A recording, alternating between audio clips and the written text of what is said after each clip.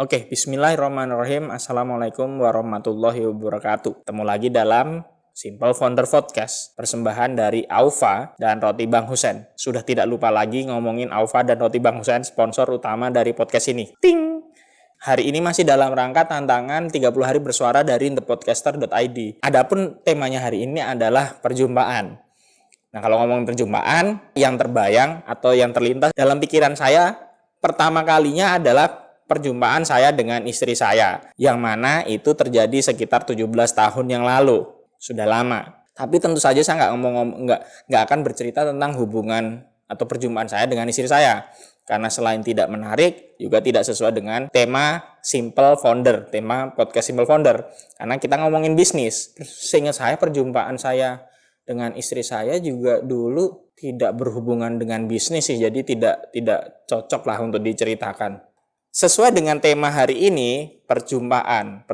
Nah, tentu saja kalau kita ngomongin perjumpaan, yang saya mau ngomongin adalah perjumpaan antara penjual dan pembeli. Perjumpaan antara penawaran dan permintaan. Kalau kita ngomongin perjumpaan antara penjual dan pembeli, itu segala sesuatu yang ditulis oleh penjual untuk kemudian menjadi informasi buat calon pembelinya. Nah, saya menyederhanakan itu menjadi, kita sebut aja namanya iklan ya.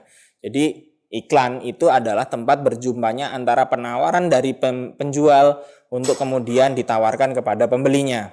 Kalau kita ngomongin iklan atau ngomongin penawaran dari penjual kepada pembeli, itu pertanyaan bagusnya adalah berapa kali seharusnya calon pembeli itu melihat iklan atau penawaran dari penjual tadi untuk kemudian memutuskan membeli. Kalau dari teori, saya lupa di buku apa saya baca, tapi sekitar 1830-an itu tuh ada yang menulis bahwa calon pembeli atau leads itu butuh sekitar 7 kali melihat penawaran kita atau melihat iklan dari penjual untuk kemudian memutuskan membeli. Dia butuh 7 kali. Itu penelitian tahun 1830 kalau nggak salah ingat. Sayangnya itu too good to be true kalau di zaman sekarang. Karena bahkan sekitar tahun 1885 teori itu diperbaiki sama Thomas Smith dalam bukunya Successful Advertising yang dikeluarkan tahun 1885.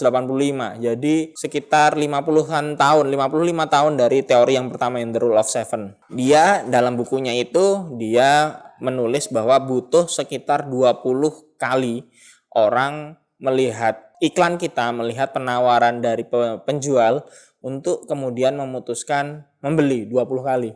Jadi cukup banyak fasenya, jadi 20 kali. Di zaman sekarang teori 20 kali itu masih relevan jumlahnya.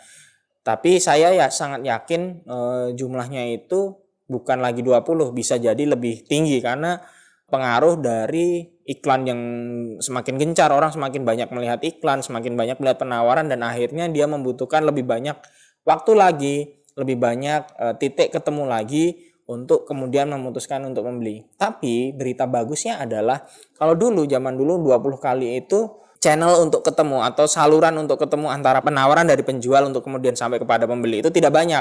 Mungkin kalau zaman dulu tahun 1885, bayangan saya kalau nggak billboard atau spanduk begitu yang dipasang di pinggir jalan, ya brosur yang dibagi-bagikan, dicetak dalam bentuk kertas dan kemudian dibagi-bagikan. Kalau di zaman dunia digital begini, channel untuk memaparkan atau memberikan informasi kepada pembeli dari penjual itu sudah banyak banget, apalagi di zaman sosial media.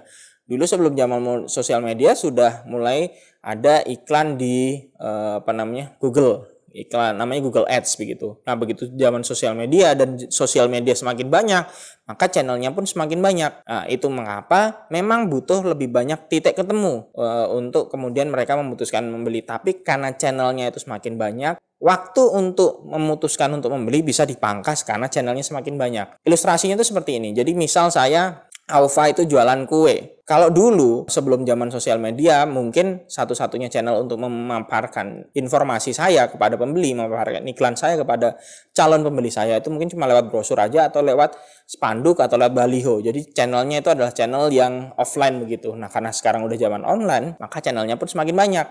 Jadi selain spanduk, ada channel sosial media, channel Facebook, ada channel Instagram, ada lagi channel TikTok. Bahkan ada channel yang mungkin orang tidak memikirkan ini sebagai saluran pemasaran yang cukup efektif. Tapi ini efektif di AUFA, yaitu channel pemasaran melalui status atau stories WA. Dari 4 saja itu sudah mengurangi waktu tadi yang butuh berapa, kalau seandainya cuma 1 butuh berapa waktu lebih lama, kalau jadi 4 jadi membutuhkan lebih cepat lagi. Apalagi kalau misal satu sosial media itu channel untuk memaparkan bisa beberapa jenis saluran. Ya contoh saja Facebook. Facebook itu kalau kita beriklan bisa memilih untuk ditaruh di feed, bisa dipilih untuk ditaruh di stories. Instagram juga begitu, bisa kita pilih untuk di feeds, bisa dipilih untuk ditayangkan di stories, bisa dipilih untuk ditayangkan di explore, di pencarian.